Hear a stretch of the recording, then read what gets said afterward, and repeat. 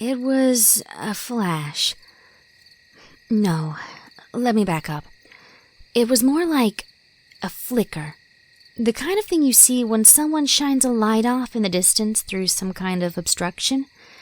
In this case, it was through the leaves of the trees not far off of the nature trail near my house. It's a place I'm very familiar with. I've walked it probably hundreds of times over the years, and probably only twice have I ever seen another soul on it. It was always someone from my town taking a leisurely stroll, never anyone or anything weird. I've also never seen anyone there at night, which makes what happened all the more strange. Some background. My town was built on an industry that went under a few years before the real estate bubble burst. I don't want to say too much about where I am. I know that this sub can attract some tourism, and moderate Googling would probably give it away. Just know that there are a lot of abandoned homes here. When the recession hit and all those people lost their homes, most of the people here were wealthy enough to leave town, with or without selling their houses. There was just no incentive to move back. So I live in a place that was built to be a small paradise for the wealthy, and from the 90s until the mid-2000s, it was. The nature trail was a product of that. A 10-mile stretch on the outskirts of town in a forested area that was well on its way to being a large park before the project went under with the town. There's not really too much to say about the place. It was never finished, and almost everything looks like one day the work was just stopped and the park was left as is. That is pretty much what happened, so no surprises there. There's a road not too far from my house with a sign that says no access that leads up that way. Other than the sign, there's no name for the road, so I just call it No Access Road. The chain that used to block the road is now wrapped around that sign in an X shape. Probably something some kids did. Nobody has bothered to seal the road off again. You could drive right past the sign to the park if you wanted, but you can't get very far at all before the road is too rough to drive a vehicle on. At the end of the road is the parking area that was paved during the construction. Not much else was done. The parking area looks even worse than the road, actually. It's cracked all over, some runoff from a nearby stream that occasionally floods has washed a lot of the asphalt away over the years, and overgrowth has made it almost unrecognizable. The trail looks a little better. It's nothing spectacular in its design. It's paved, though a lot of the pavement is starting to crack as Mother Nature reclaims what's hers. On either side of the trail there is a wood fence made of medium-sized logs. There's fence posts every few feet. Those are connected by 3 horizontal logs between each of them. Between some of them, the connecting logs have fallen off, or are only halfway attached due to neglect. There aren't too many entrances to the trail. Actually, there's just the one not far off from the parking lot. About every mile or so, though, the paved trail splits off into smaller areas that look like they were intended to be entrances from different parts of the park. But they don't really go anywhere. Going either direction from the main entrance, you can go about 5 miles, then the trail just stops and you have to turn around and go back. At the main entrance to the trail, there is a rectangular informational board on a metal post. Along the trail on either side, there's 8 more boards. Most are close to the split paths I just mentioned. Some are just in random areas where there's no break in the fence. They were probably intended to be for some sort of viewing area, or maybe information about the park. But I don't know. All of them are blank. Your guess is as good as mine. I'm sure it would have been a pretty nice place if it had ever been finished. Our house is pretty secluded, and the closest house by far to the park. It's half a mile from the no-access road, and then another mile from there to the park itself. In the opposite direction, heading back toward town, it's a couple miles before you reach the last of the abandoned houses. There's a good many of them, probably around 10 between here and town. These are the nice abandoned houses left behind by the wealthy people who moved away. Another 5 miles in the same direction is town. There's more abandoned houses there than I could count. Main Street is pretty empty too. Most of the spaces are empty with a dusty window front and a for lease sign attached to the window. They've been like that for years now. I don't think anyone will be moving in anytime soon. My parents aren't wealthy. They didn't work in the town's former core industry, so when it went under, they weren't affected as heavily as the people that did work there. Our family owns one of the few small businesses left on Main Street, and everyone in town utilizes us. When the recession hit, it was hard for us, but we got by. We didn't have the luxury of leaving town, but my parents managed to keep the house without much trouble. It's a small place, definitely the furthest out, but my parents keep it up really well, and I help them with the landscaping. I live behind the house in a remodeled storage shed, which isn't as bad as it sounds. My parents and I work together on it, and it has its own plumbing, including a kitchen, added windows, and a separate sleeping area. Think of a tiny house, and you've got the right idea. It's cool, and despite the town being kind of dead, I like where I live. After high school, I elected to take online classes and stay here. I'm just a small-town gal, I guess.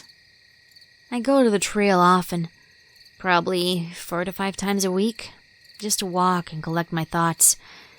It feels like my own little private paradise in the forest. On days when I'm daydreaming heavily, I like to pretend it is. Like I said, it's been rare that I've ever seen anyone on it.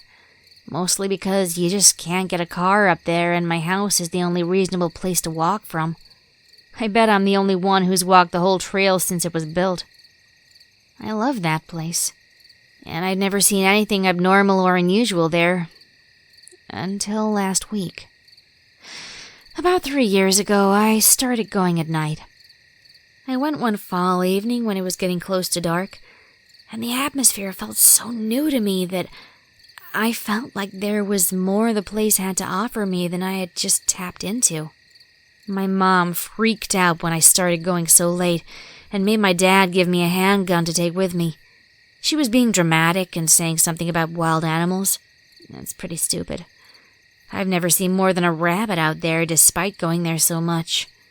But I take it with me to appease her. Sometimes I take cans out there and do some target practice in the parking lot. I've gotten pretty good at it. Sorry. I guess it's about time to get to the point. Last week, I went on one of my night walks, gun in tow. It was a clear night with a full moon, so I could see pretty well on the walk all the way up to the no-access road up to the trail. I was able to navigate the potholes in the road and make my way across the parking lot area pretty quickly to the trail, all under the light of the moon. Once I got onto the trail and under the trees, it got much darker, and I broke out my trusty mini flashlight and started on my way. It was warm out, and I could hear the sounds of the woods all around me. It was pretty nice. For some reason, I was feeling a little more wound up than usual at such a late hour, and decided to take a longer walk, so hopefully I'd be tired enough for bed when I got home. That night, I chose the right path from the entrance, which is the side I usually travel less. About 2 miles walking that way, I hit one of my spots on that part of the trail, which is an unusually flat rock, conveniently located about 5 feet off the trail, behind a collapsed portion of the fence. I plop down to rest and have a quick smoke most times I go. I cut my flashlight off, lit up, and relaxed. That's when I saw it. At first, I couldn't even grasp what I was seeing. A flicker of light, lasting no more than a second, opposite the side of the trail I was sitting on and about 50 feet ahead. At first, I thought it was me, something weird in my brain that had caused me to see something that wasn't there. I stared for another minute, then I saw it again. Another white flicker, in the same spot through the trees, lasting only a second.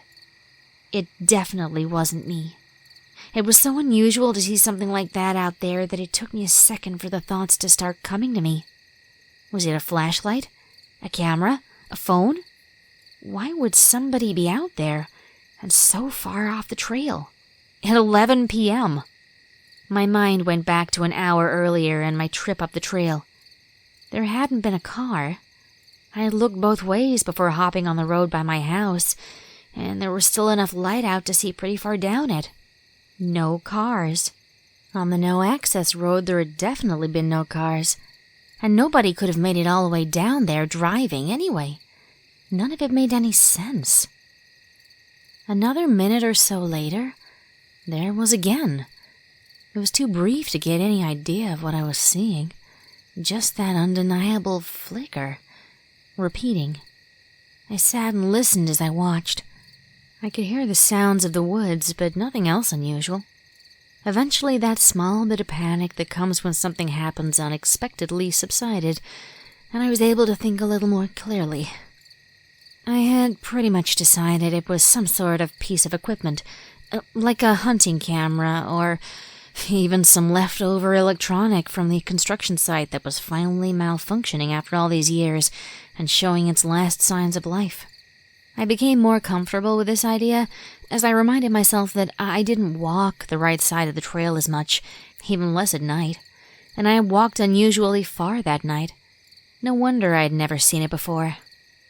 After explaining to myself what I was most likely seeing and calming down, I started planning my next move.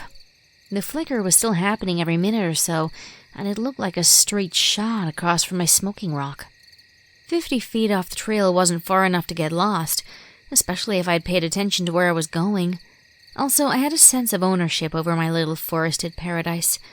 I felt a responsibility to myself to learn what was around it.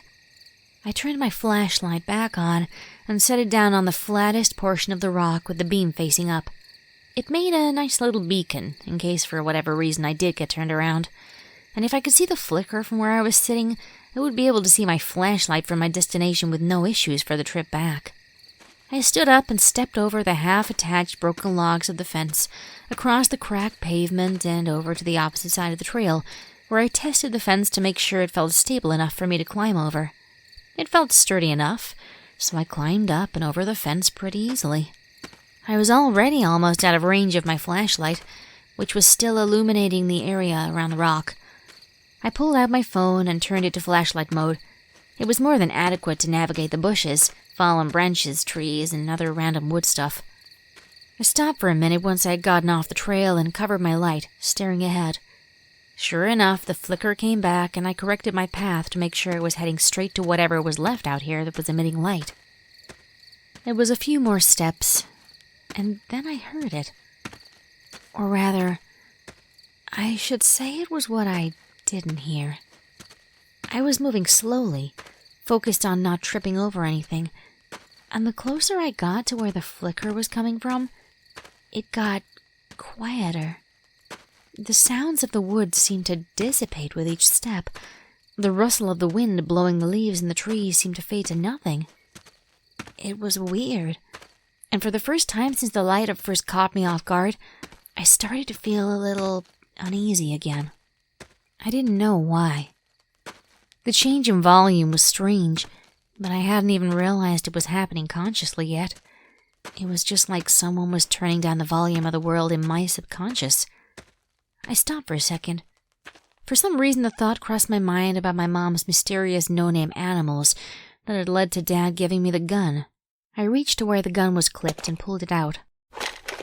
I was in the animals' territory now, and I did feel a little creeped out, so it just felt better to carry it. I looked forward. Through the trees, I saw the flicker again. I was about halfway there. I kept moving forward.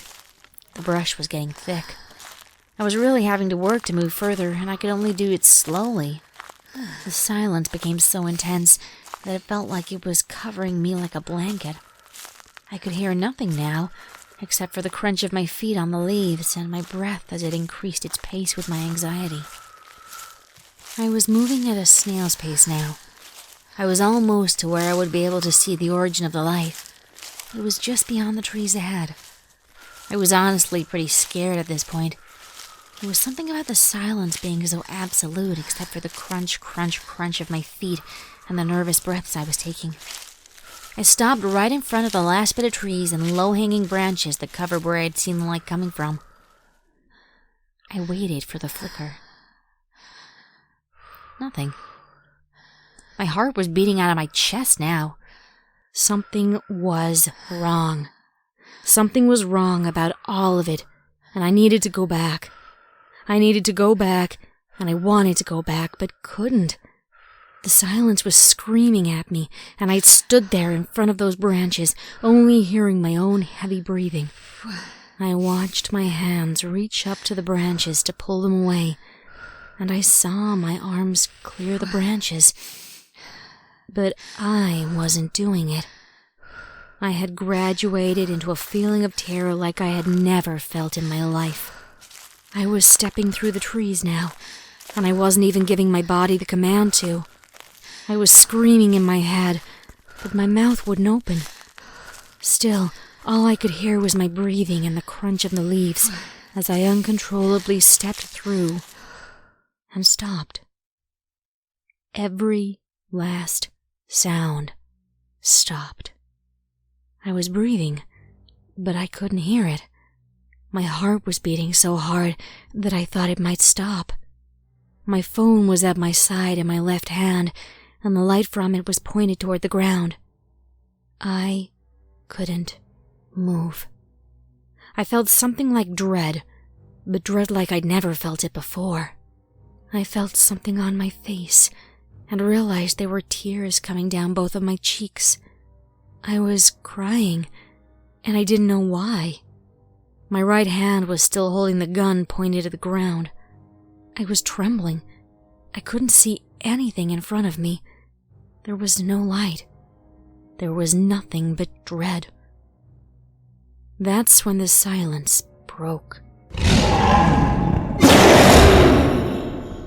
The loudest, most evil-sounding guttural scream erupted all around me at once. It was nowhere in particular, but at the same time it was everywhere. My right hand darted up before I knew what I was doing, and I put the gun to my head. Nothing about me would ever do something like that, but it was like I didn't have control of my body. My finger reached toward the trigger, and my terror peaked as I braced myself for the end to come. But it didn't. The safety was on, and the second I realized that was the same instance in which that evil scream ended, and control of my body and the sound of my breath returned. I immediately ran as fast as I could. I was tripping over rocks and logs. Branches were cutting my face as I ran through them, but I didn't care. I made my way as best I could toward the glow of my flashlight back at the rock. I didn't know what made that scream, but whatever it was, I felt like it was right behind me. I realized I had dropped the gun, but I didn't care. I ran. I realized I was still holding on to my phone and lifted it up in front of me so I could see. That was when I saw it, and it was too late. I ran into one of the information boards that was on a freestanding metal pole sitting in the middle of the woods. I ran into it with my side, and the pain immediately knocked me on the ground. I could hear nothing, but I could feel something horrible just a few feet behind me. I grabbed my phone and got back up, clutching my stomach. The light caught the info board as I got back up, and I could see this one wasn't blank, but I didn't care what it said. I realigned myself with the rock and the pavement of the trail, and the fence came into view. I winced as I went over the fence and almost fell again, but I made it to the rock and grabbed my light and ran as fast as I could down the trail toward the exit. It was probably a mile before I stopped running. Really, my body had stopped me from running. My side was hurting so bad it was all I could manage to pull a staggered, hurried walk through to the end of the trail. The sounds of the woods were normal now, and I didn't feel anything else behind me as I made my way out to the parking area and back under the light of the full moon. As fast as I could, I made my way back to my house and collapsed in my bed as soon as I walked in.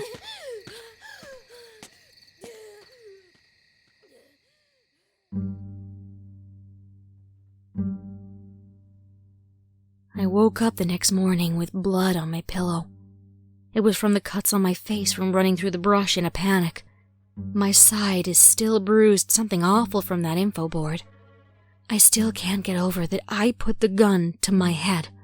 How sound managed to disappear like that. How I had lost control of my body. How I had felt such an intense feeling of dread.